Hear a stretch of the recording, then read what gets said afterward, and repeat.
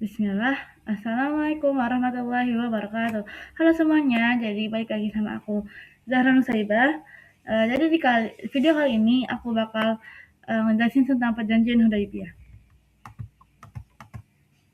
Jadi perjanjian Hudaybiyah ini tuh perjanjian damai antara kaum muslimin dan kaum Quraisy yang dilakukan pada tahun 6 Hijriah. Rasulullah dan para sahabatnya berangkat ke Mekah untuk melaksanakan umrah. Dan saat sampai di suatu tempat yang bernama Hudaybiyah, unta yang mereka bawa mogok dan gak mau jalan.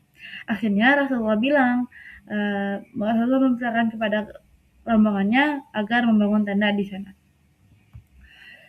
Lalu penghadangan kaum Quraisy.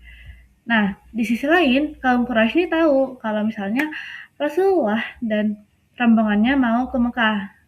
Nah, mereka ngiranya mau perang gitu kan. Nah, terus abis itu mereka akhirnya mau menghadang pasukan Rasulullah. Dan saat mereka melihat tenda Rasulullah, perkemahan Rasulullah, mereka pun juga ikut membangun di sekitar sana. Nah, kaum Quraisy ini ngirim beberapa utusan kayak sampai 4 lebih orang buat nanyain ke kaum muslimin mereka mau ngapain gitu. Dan mereka nggak puas-puas sama hasilnya. Sampai akhirnya mereka memutuskan untuk membuat perjanjian damai. Nah, salah perwakilan dari kaum Quraisy yaitu Suhail bin Amr datang ke Rasulullah untuk membuat perjanjiannya. Oke, jadi isi perjanjiannya itu ada 4. Yang pertama, gencatan senjata selama 10 tahun. Jadi mereka dilarang untuk berperang selama 10 tahun itu.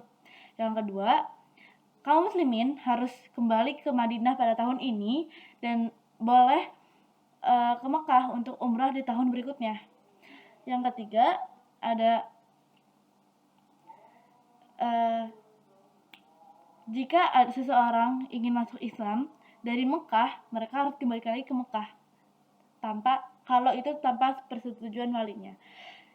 Kalau misalnya ada yang mau ke Mekah, nah itu dilarang dikembalikan lagi ke Madinah.